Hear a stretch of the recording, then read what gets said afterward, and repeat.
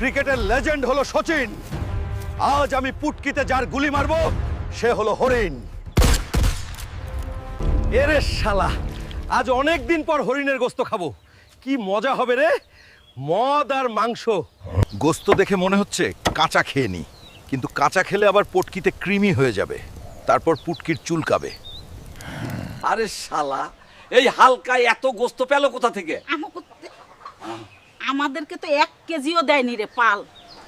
বুড়ো, ওই হালকা শালা হরিণ মেরে এনেছে গোস্ত, আমাকেও দেয়নি। চল আমরা পুলিশকে ফোন করি, চল চল চল চল।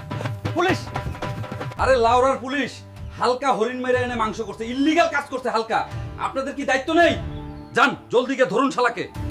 এই শালা হালকা, বেরিয়ে আয়, পুলিশ তোকে চারিদিক থেকে ঘিরে ধরেছে, তুই বেরিয়ে আয়, আমরা ভেতরে গেলে তোর মেরে দেবো।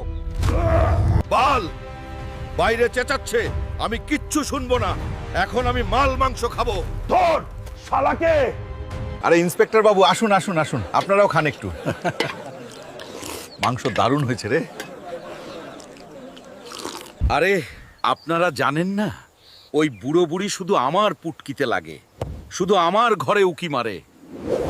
আমাদের গোস্ত খাওয়ালি। আমরা আজ ওদের দেখছি। চিন্তা করিস না, না রে হালকা, আমরা আছি তো। দেখছি দেখছি, চিন্তা নেই। হালকার ঘরের ভেতর উকি মারার অভিযোগে বুড়ো বুড়িকে গ্রেপ্তার করা হলো। না, এটা হতে পারে না, ঘুষখোর পুলিশ লাউড়া।